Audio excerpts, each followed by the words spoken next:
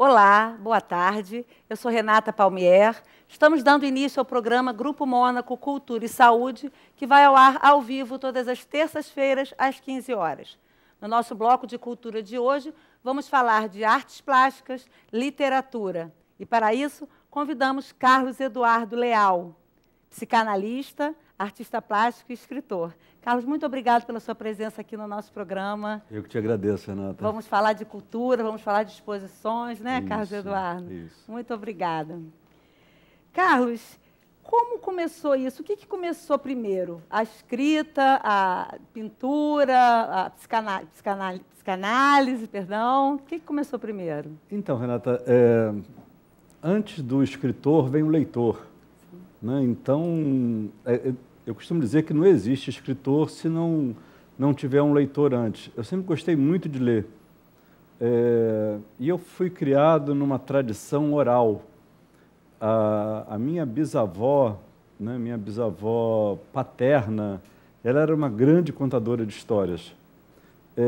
Então, desde criança, eu ouvia, são histórias que ela traz do interior do estado de Minas, né, da fazenda onde ela morava, ela traz para os netos, e eu sempre fiquei fascinado com as histórias que ela contava, né, porque ela tinha, acho que, o dom dessa transmissão oral. Ela tinha um dom de contar histórias, e eu ficava assim, era uma coisa, eu não sei se com todo mundo é assim, mas eu acreditava piamente nas coisas que ela falava, né? Se ela falava que tinha dragão, monstro, rei, rainha, duende, não sei mais o que, eu acreditava em tudo aquilo. Então, depois veio o leitor, e eu continuei acreditando nessas histórias, né? E o escritor, ele vem exatamente para dar um testemunho sobre aquilo que você leu, aquilo que você ouviu. E exatamente assim, a ficção, né, quem escreve, tem um limiar muito tênue entre o que é realidade e o que é ficção. A Clarice Lispector que diz uma coisa assim muito interessante: quanto mais ela tenta ser autobiográfica, mais ficção ela escreve. E quanto mais ela tenta ser ficcional, mais autobiográfica ela é. Então, é uma linha muito tênue entre o que é a realidade e o que é ficção. A vida da gente é assim, né? A gente não sabe o que é muito realidade e o que é ficção. A gente acaba se perdendo. Acaba se perdendo. Então, assim, talvez como fio condutor, para eu não me perder, eu comecei a escrever. Como testemunho disso, eu comecei a escrever muito cedo, acho que aos 12, 14 anos eu já escrevia. Escrevia histórias, inventava histórias, só que ficavam lá guardadas, escrevia poesias, coisas bobas, né? Que hoje em Quantos dia livros você já escreveu? Já escrevi 5 livros. E esse, O Céu da Amarelinha, é o último, né? É o último, editado pela Rocco, né? Que é uma ficção e narra a história de uma relação entre uma filha, que ela tem 6 anos, é a Lívia, e o pai dela, né? Na verdade, é um certo drama. Uhum. Como você falou, eu sou psicanalista. Uhum. As histórias, os livros, assim, eu não escrevi isso de propósito. Não foi com essa intenção que eu comecei a escrever. Uhum. Mas, num certo dia, eu estava escrevendo e descobri que todos os meus livros narravam certos dramas que eu ouvia também no consultório. Certo. Narravam histórias antigas. Aí a Lívia vai contar, inverte um pouco as coisas nesse livro, porque, em geral, o pai que conta as histórias para uma filha, assim como minha bisavó contava histórias, né, para os bisnetos dela lá, para mim também. E nessa o pai ensinou ela a brincar de amarelinha, o pai que risca as primeiras amarelinhas no chão, eles moram numa casa, e pela primeira vez ela tinha riscado a amarelinha e estava esperando o pai chegar. Então ela está a um passo de entrar no céu. No céu, né? Da amarelinha. Por isso é o céu da amarelinha, que na verdade é uma metáfora com o céu, né? Ela está com um pezinho na casa 8, outro pezinho na casa 9, pronta para pegar a pedrinha que está na casa 10, no céu, quando a mãe dá um grito, né? E ela estremece. E a mãe grita de novo, e ela fica na dúvida se ela entra no céu ou vai atender o chamado da mãe. ela não entra no céu. Eu não estou contando todo o livro, são 5 minutos, senão vocês não vão ler. Ela não entra no céu e sai correndo para atender o chamado da mãe. E quando ela chega na soleira da porta, né, é uma casa, o pai está caído na cozinha. O pai teve um derrame e ele vai ficar paralítico numa cama.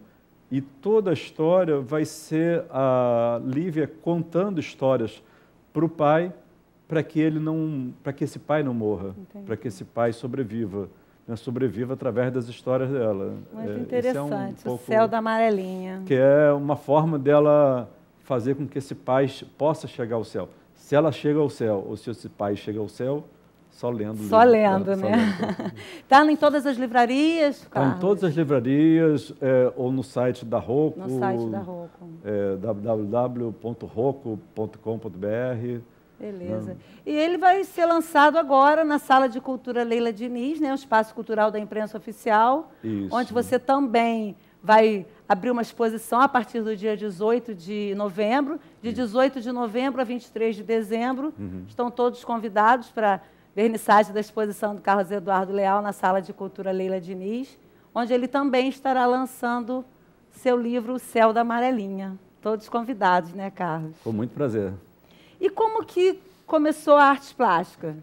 Então, eu acho que quando a gente trabalha com a psicanálise, a psicanálise ela abre muito a cabeça da gente, né? E o Ferreira Goulart, que tem uma frase que eu gosto muito, que ele diz, a arte é necessária porque a vida é pouca. Então, eu diria também assim, a arte é necessária porque a psicanálise é pouca. Nem tudo cabe na psicanálise. A psicanálise não dá conta de tudo. Então, há um certo transbordamento para a arte. E eu vi que... Quer dizer, eu sempre gostei muito de pintura. Sempre... Na minha casa de infância, era uma casa que tinha muitos cômodos. E em cada cômodo tinha uma reprodução de um quadro do Van Gogh. Olha que bacana. E no meu quarto... Você assim, cresceu vendo cresci isso, né, vendo Carlos? Van Gogh. Então, assim, isso me influenciou muito. Quando eu me tornei psicanalista, eu comecei a ler muitas coisas sobre o Van Gogh, as cartas a Theo, que é o irmão do Van Gogh. Né? Eu me interessei muito pela pintura. Eu sempre fui fascinado pelas cores, pelo movimento, né, assim, das massas, dos volumes, das cores. E até uma hora que eu achei que eu precisava colocar isso para fora, assim, porque eu precisava colocar isso na tela, que eu precisava dizer de outra forma aquilo que eu já dizia em palavras. Por isso que eu pensei nesse nome, e eu acho que eu fui muito feliz, eu adorei esse nome, assim, vou adotar para mim, Cores do Inconsciente. Né? Nós vamos ver umas imagens da exposição que vai estar em cartaz na Sala de Cultura Leila Diniz, Cores do Inconsciente, a partir do dia 18 de novembro, né, Carlos? Seu trabalho, um pouquinho do making-off de você pintando essas telas maravilhosas. E a partir do dia 18 de novembro, às 18 horas, na Sala de Cultura Leila Diniz. Né? Então, aí a arte veio como um complemento.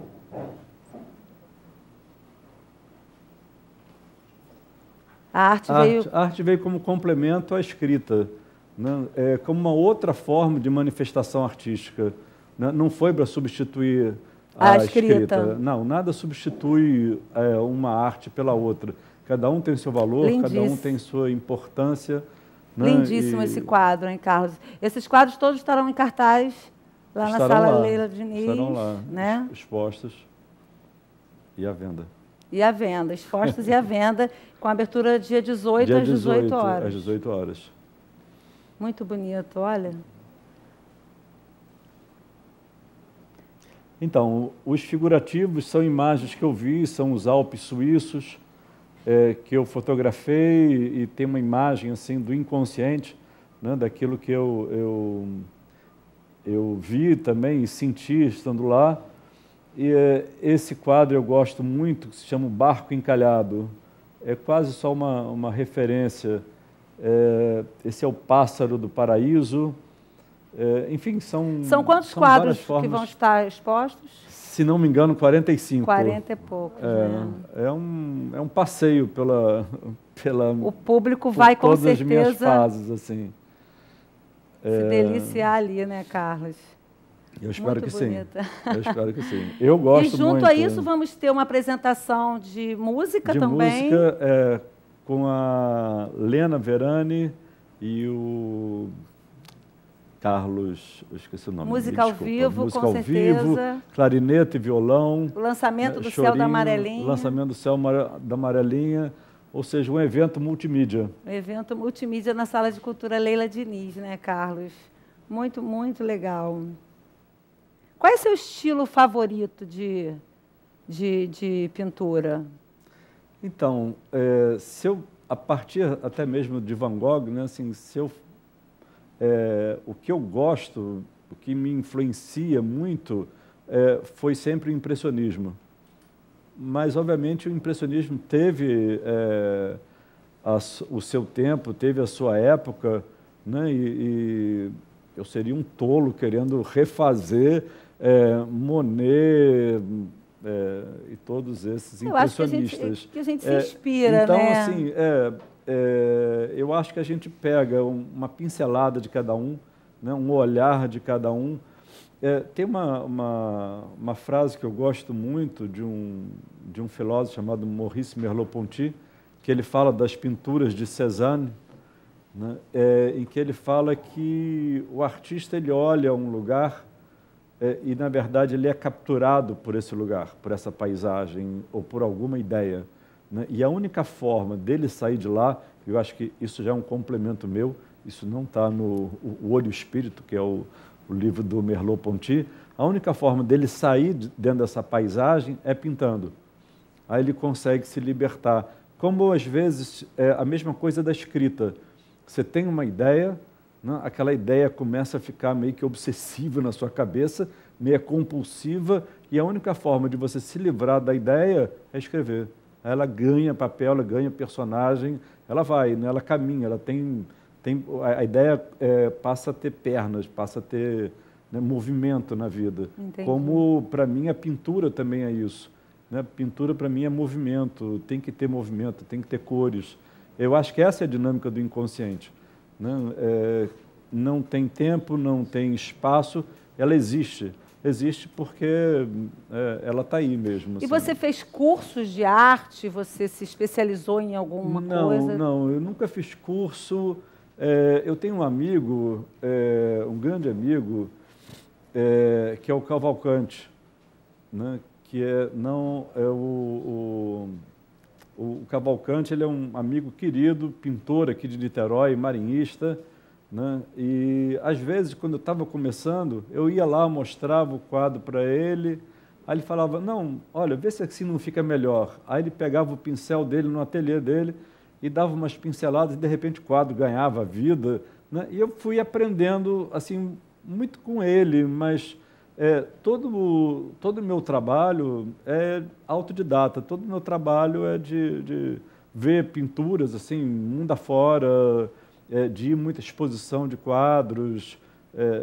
Eu já fiz roteiros pela Europa só de ir a museus. Eu sou assim, meio que fascinado pela história dos museus. E você já participou de outras exposições em outros lugares? Eu tive 2 coletivas na Galeria Arte 1, em Búzios. Uhum. Né? Assim, foram as primeiras exposições que eu fiz. Eu fiz uma na faculdade, aqui em Niterói, a Faculdade Maria Tereza, uhum. Mas essa acho que é a primeira grande... Individual, né? E como que a arte influencia a sua vida, o seu cotidiano? Então, eu preciso da arte para respirar, né? É como se a arte fizesse parte da minha pele, fosse um poro, né? A gente respira através dos poros. Sim. Né? É como se a arte fosse isso em mim, como se a arte transbordasse, como se a arte fosse além de mim. Né? Quer dizer, eu não consigo viver ou pensar a minha vida se não for através da arte. Uhum. Mesmo que eu estude, por exemplo, psicanálise, que eu faça psicanálise no consultório, que eu trabalhe como analista, a arte me ajuda a pensar as pessoas. né? A arte me ajuda a pensar o problema das pessoas. Né, como eu disse, assim, o leitor veio antes do escritor. Tudo que as pessoas falam já estava em Shakespeare, já estava, né, todas as emoções humanas. Se você quiser saber sobre ciúme, lê Otelo, né? Não precisa ler Freud, não precisa ler Lacan. Está lá em Otelo, no Shakespeare. Né? Se você quiser saber sobre a neurose obsessiva, leia Hamlet. Né? Então, assim, os escritores, a arte, me ajuda, inclusive, na clínica, ao entendimento da clínica. Isso respondeu uma pergunta que eu ia fazer a você, Carlos, que nós, fazendo a pesquisa do seu perfil, a gente viu uma entrevista sua e o jornalista te perguntou por que um psicanalista se dedicaria à arte plástica, né? Você já está respondendo aí perfeitamente. Eu acho que esse conteúdo que você trabalha com os seus clientes, pacientes, enfim, que você usa a arte, a escrita, a literatura nesse trabalho maravilhoso, né? Com certeza. Porque o homem, né, assim, o ser humano, ele tem arte dentro dele. Muitas vezes só não é estimulado, muitas vezes ele só não dão a oportunidade dele conhecer o potencial que ele tem, né? Mas estimula uma criança. Eu lembro, uma vez eu trabalhava numa escola na aldeia Curumim, né? E era a época de uma música dessas comerciais, eu não vou dizer de quem é, todo mundo conhece, a cantora, né, assim, e as criancinhas viviam cantando essa música, né, e era uma chatice, era uma música extremamente chata. Fica na cabeça Fica na da cabeça, pessoa, martelando, né? Lariê, pronto, disse. E aí eu falei para outra professora, eu falei assim, eu vou trazer uma música para eles amanhã. Era a época de fita, videocassete, de fita cassete, né? E aí eu levei as 4 estações de Vivaldi. As crianças, elas tinham uma esteira, né, que às vezes dormiam, descansavam, né, crianças pequenas, sem a gente falar nada, cada uma foi pegando a sua esteira, colocou no chão, ficaram assim, algumas tinham uma varanda, foram para a varanda, ficaram ouvindo as 4 estações. Uma vivência maravilhosa. Por quê? Porque foi oferecido a elas, né? Assim, então, se não oferece, se oferece só uma coisa, né? Se oferece só arroz com feijão, você vai gostar só de arroz com feijão. Mas se oferece um cardápio variado, né? de música, de arte, de vida também, né? Porque isso pulsa dentro da gente, você tem chance de conhecer outras coisas, você tem chance de ter essa abertura para o mundo também, né? Assim, eu acho que eu tive essa chance. Né? Tem uma família musical, a minha mãe toca violino, minha mãe é professora de violino, né? Já tocou na Orquestra Sinfônica Nacional. Então, assim, a arte, a música... Desde que você nasceu, já estão incutidas na sua personalidade, né? Isso que eu acho interessante, você, desde o início falando, da sua avó contando as histórias, eu acho que o exemplo que a gente tem de casa, né, Carlos? Com a mãe, com o pai, com o tio, ou quem quer que seja que viva com a criança, com a pessoa que está em desenvolvimento, né? Eu acho que é fundamental você dar o exemplo, mostrar. Renata, eram coisas muito simples, né? Assim, a vida no sítio era muito simples. As histórias que ela contava, quer dizer, tinha uma elaboração, uma sofisticação, mas eram muito simples. Hoje o mundo virou muito tecnológico, né? Muito sofisticado. Eu acho que às vezes essas coisas que são mais bonitas são mais simples, né? Essas coisas que que tocam mais a gente, que tocam mais, são da alma, né? Assim, e são ditas de uma maneira ou de uma leveza que encantam a gente, né? Isso acho que as crianças perderam, né? Muito mais uma cultura do ter do que do ser. Né? A gente é formado, talvez, por 2 verbos, ser e ter. Né? E a gente vive na cultura do ter. O que você tem, né, que eu não tenho e eu quero ter também. Não estou dizendo que as coisas materiais não sejam importantes. Claro que são. Né? Por favor, vão lá ver meus quadros, né, e o meu livro. Isso é material, isso né, isso se pega. Com certeza. Mas o ser, né, é fundamental. E se pelo menos não tiver uma tentativa de equilíbrio entre ser e ter, a vida não flui, né? A vida passa, você fica travado só na aparência do ter, né? Assim, a É aparência é verdade. legal, é bom você ter autoestima, é bacana, né? Você gostar de você mesmo, mas não é só isso, né? Assim, a tua essência, a gente falava isso aqui antes, né? É. E a essência da pessoa, né? Exatamente. Muito importante essa cultura que cresce dentro da pessoa, a criança que frequenta os espaços culturais, galerias, que brinca, né, que faz... Você vê que é uma criança diferenciada, você vê que provavelmente, né, a chance de ser um adulto diferente vai ser grande, né? Eu também penso assim, acho que a infância da gente marca muito quem a gente vai ser no futuro, né, Carlos? E o interessante é a gente talvez poder, quando a gente cresce, olhar o mundo com os olhos de criança, né? Como o poeta Manuel de Barros fazia, né? Os textos do Manuel de Barros parece que são textos refinadíssimos, mas parece que é uma criança escrevendo, né? São lindas as poesias dele e falam de coisas, falam do Pantanal, fala da lagarta, o rastro que a lagarta deixa em cima da pedra. Fala de coisas simples que a gente perdeu essa essência. Perdeu. Né? Mas é um adulto falando do ser criança que existe dentro dele. Né? E essa beleza em existir está na infância. Depois a gente vai emburrecendo, né? Vai ficando quadrado, engessado. Não né? pode isso, não pode aquilo, não pode aquilo. Engessa. A criança pode tudo, né? Ela pode fantasiar. E essa capacidade de fantasiar que a gente perde.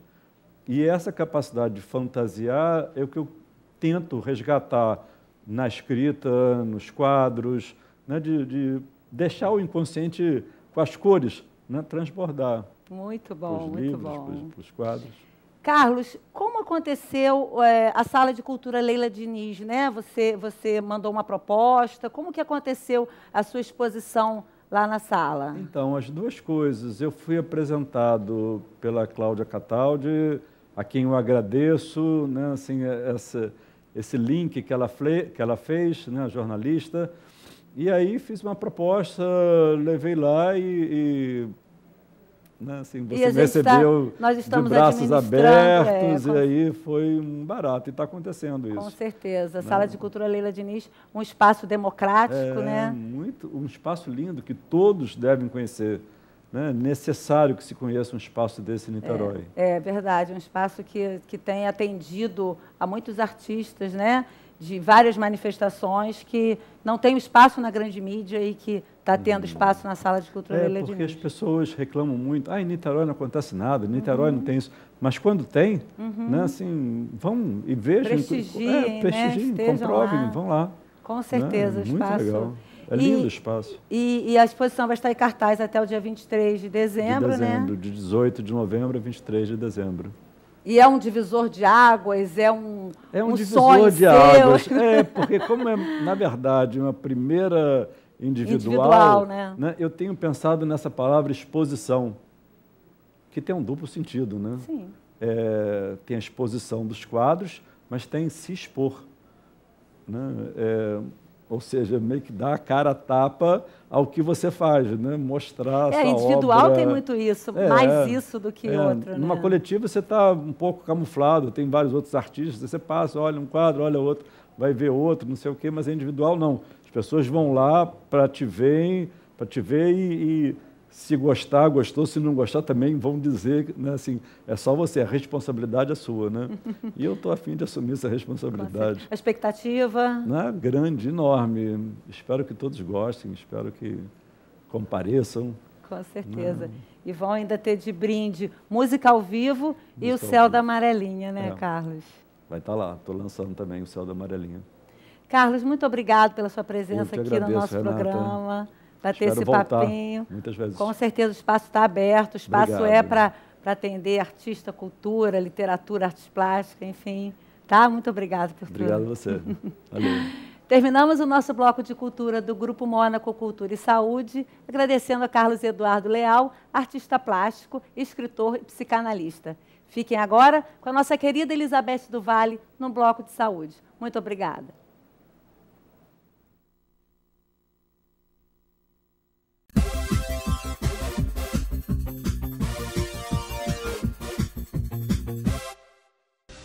Você sabe o que é cineclube? Gente que gosta de cinema reunida para falar de cinema.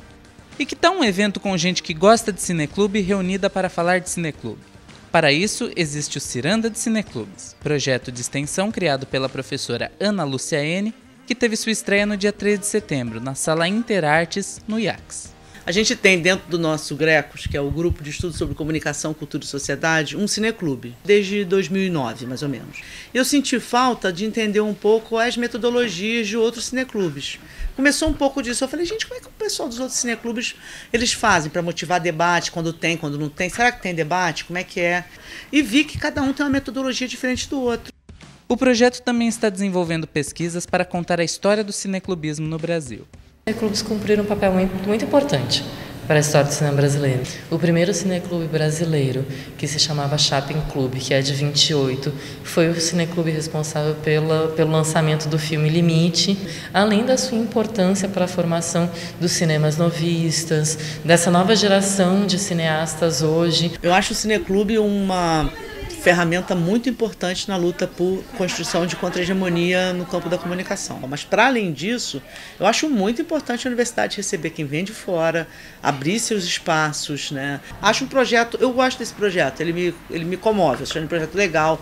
Na primeira edição, os convidados da Ciranda foram os organizadores do Cineolho de Niterói, que contaram um pouco da sua história. O David foi o mentor, a equipe era eu, ele e o Alexandre iguais, que hoje em dia também trabalha com a gente quando a gente faz evento externo no pátio do MAC. A fundação foi essa. A gente começou a fazer, na época ainda não tinha projetor de vídeo, era 16mm mesmo, Super 8. A ideia era exibir material que não era de circuito comercial nem circuitão de cinema. O projeto é uma iniciativa interinstitucional entre o GRECOS, coordenado pela professora Ana, e o Instituto de Educação Professor Ismael Coutinho, o IEPIC. Para mais informações, consulte o site www.anan.wix/Ciranda de Cineclubes ou visite a página do evento no Facebook.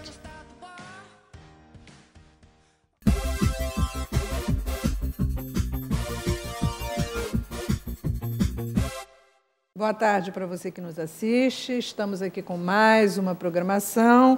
Hoje conosco a neurologista, doutora Isabela D'Andrea Meira. Seja muito bem-vinda, doutora Isabela. Boa tarde para você que nos assiste. Boa tarde, doutora Isabela. E é sempre um prazer receber a doutora Isabela, né? Sempre com um tema relevante, pertinente, um tema que interessa para o nosso telespectador.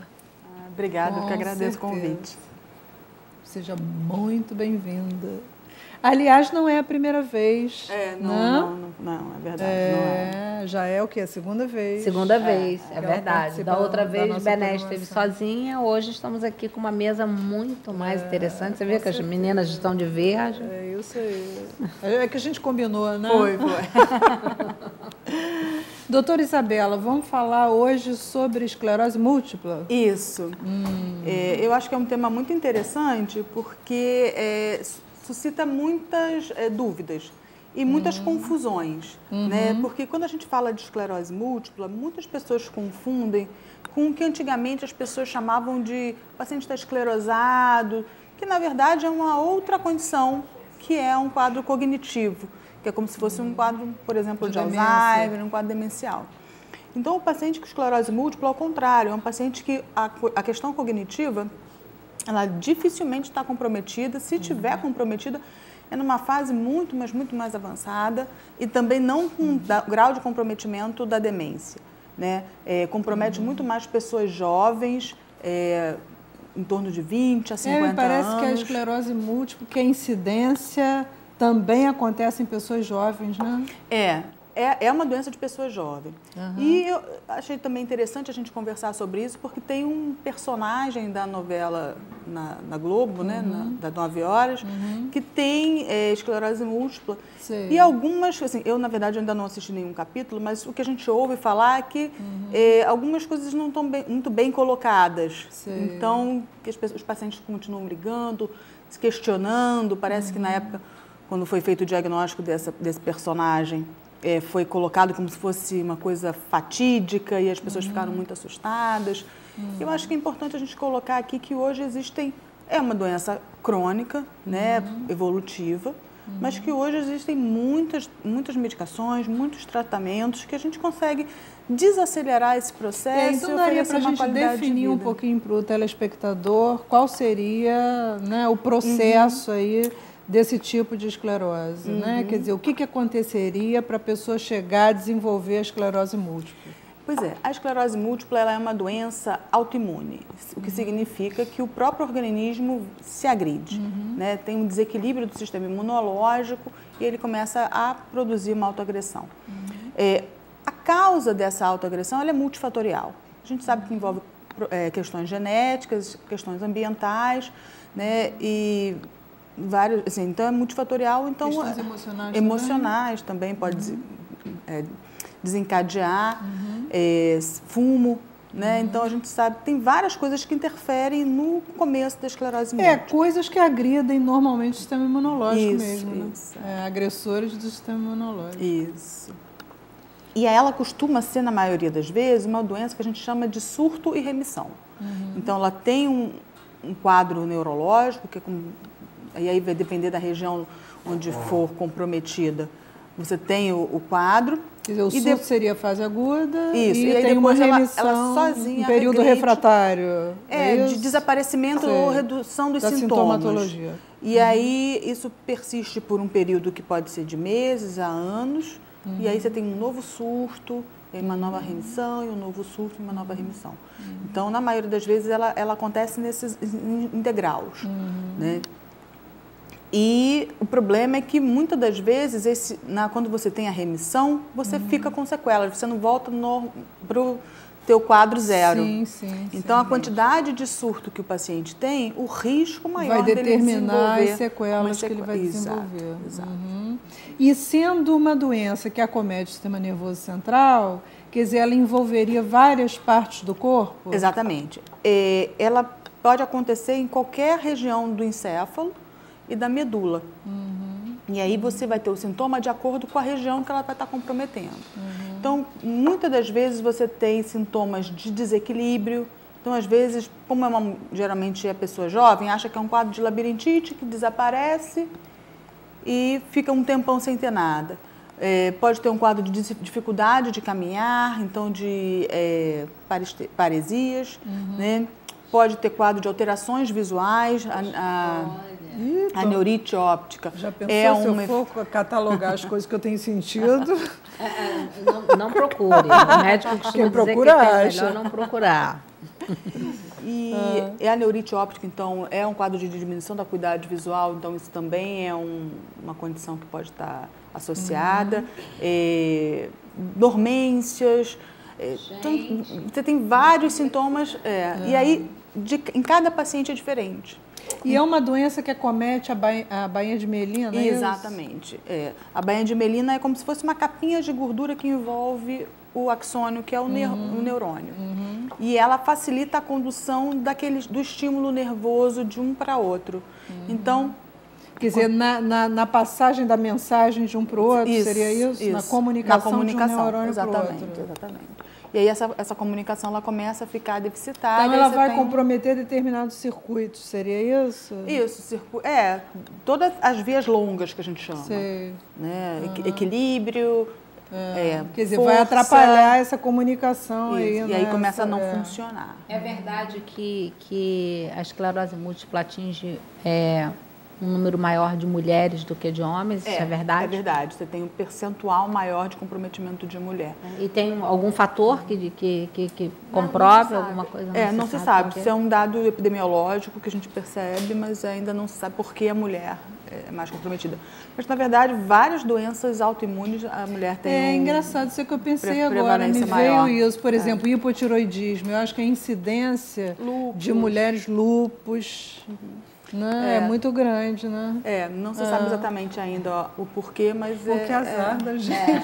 Mas a gente sabe que o histórico familiar, ele tem muito a ver com essa doença autoimune. Então, se algum familiar, ou se o seu pai, sua mãe ou alguém, provavelmente... Se você tem uma história familiar positiva, sua chance é maior. É maior. Mas como é uma doença multifatorial, não necessariamente você tem um comprometimento obrigatório. Entendi. Esse é um risco maior, Entendi. mas não é obrigatório que aconteça. Entendi. Doutora Isabela, esse número, 2,5 milhões de pessoas no mundo, isso é verdade? Porque eu fiquei, quando eu li, eu fui ler a matéria, eu falei assim, gente, 2,5 milhões de pessoas com esclerose múltipla é muita coisa. Porque você tem que pensar que 2,5 milhões de pessoas, essas pessoas vão ter filhos e etc. Então, nós teremos um desdobramento disso. Se você pensar... Mas não é muito nessa proporção assim, não é? Como assim? Desse desdobramento de filhos. Não é tão...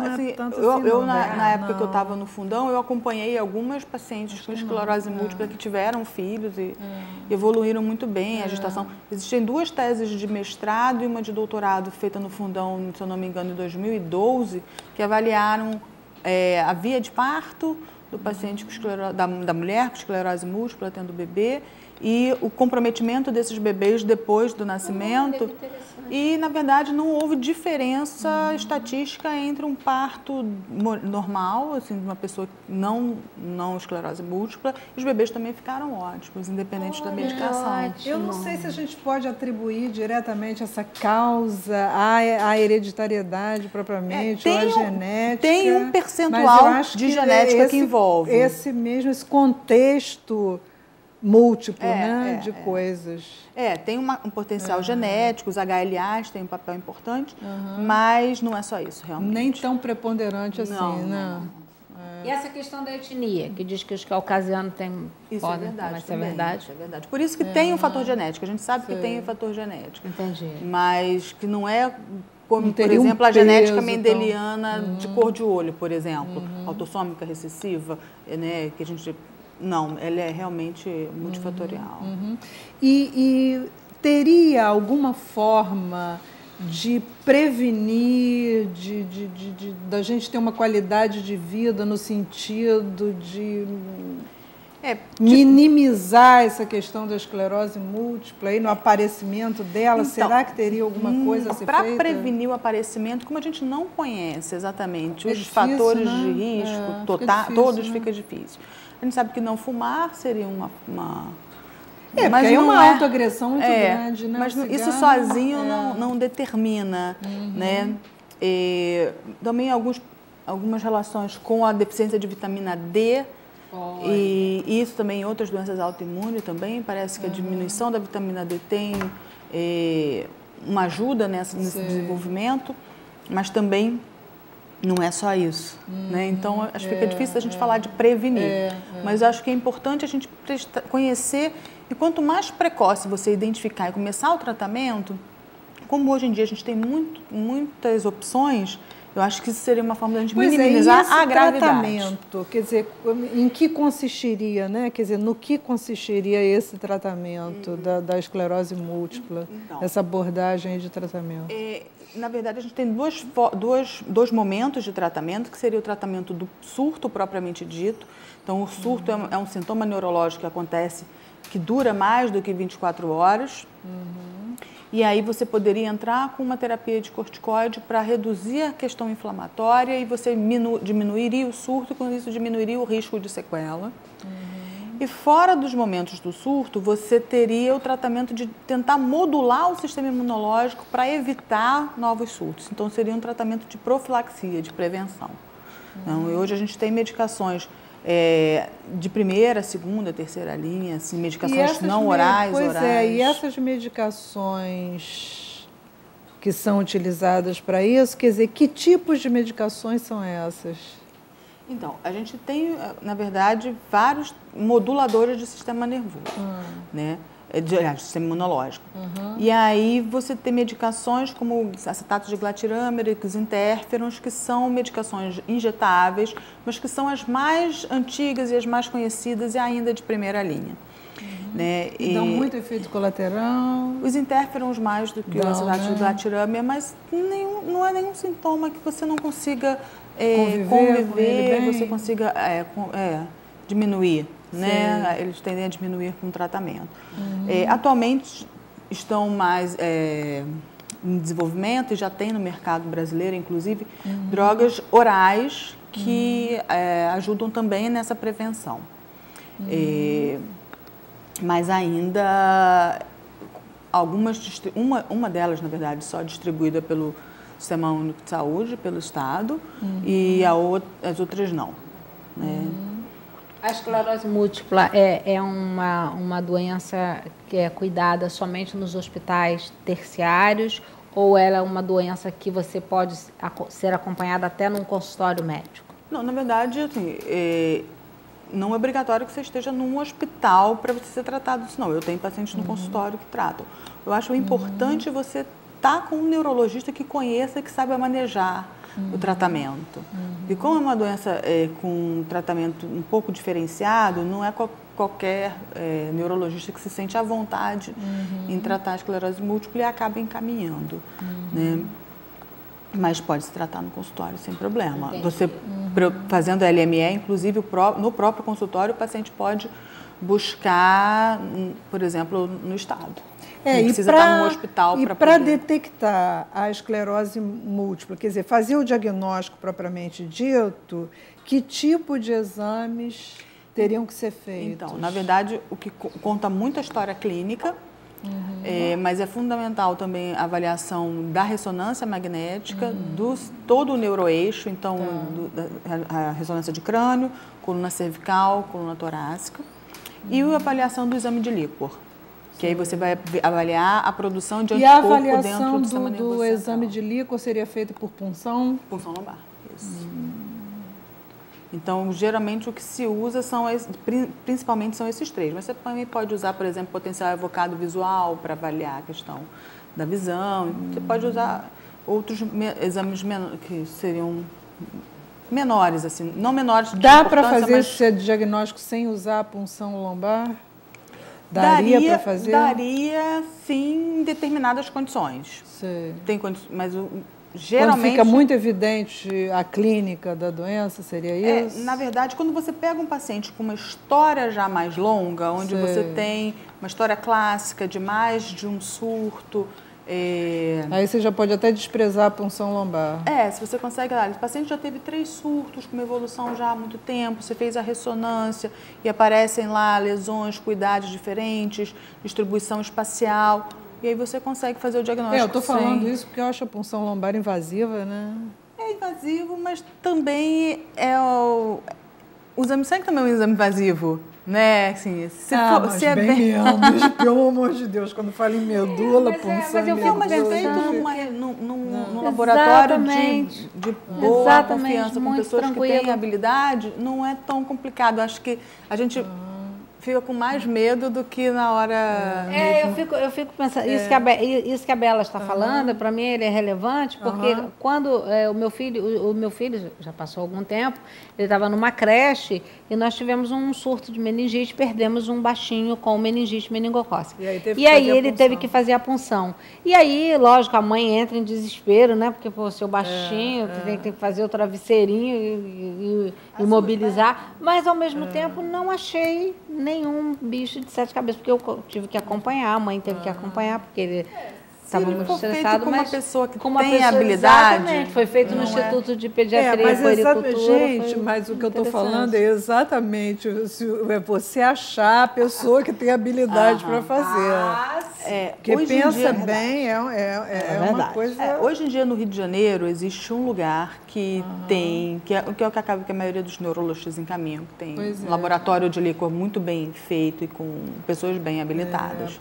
Mas realmente, a gente indica, né? Não é qualquer lugar. Não é qualquer lugar. E a sobrevida, doutora Isabela, desses pacientes? Então, como é que é isso? Com a medicação, com o tratamento, você tem uma sobrevida longa, né? Se você minimizar cada vez mais a quantidade de surtos que esse paciente tiver, com mais qualidade, né? Mas se o paciente tiver realmente muitos surtos, você acaba levando a uma deficiência, uma dificuldade maior. Entendi.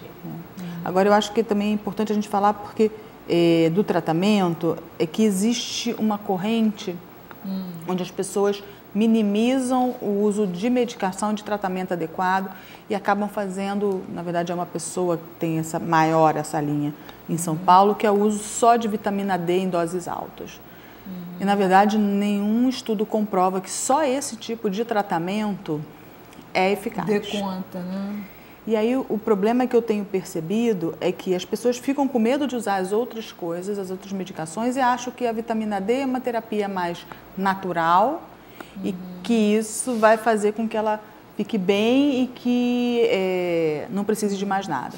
Mas é importante a gente saber, como é uma doença que acontece em surto e remissão, às vezes a pessoa fica assintomática por um bom período, isso não tem nada a ver com a vitamina D, tem a ver com a própria condição da doença.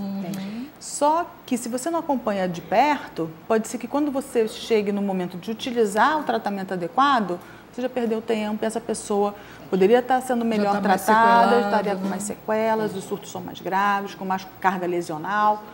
E aí é importante a gente entender que parece mais agressivo, às vezes, você usar uma medicação que não é tão natural como uma vitamina, mas que é melhor do que você depois se arrepender. Entendi. Né? Aí, nesse aspecto, eu preciso pedir um parêntese, Beth, e lembrar ao nosso telespectador que, por favor, pare de consultar o Dr. Google. Porque o Dr. Google, muitas vezes, ele pode levar nós, os leigos, a fazermos isso que a doutora Isabela está dizendo.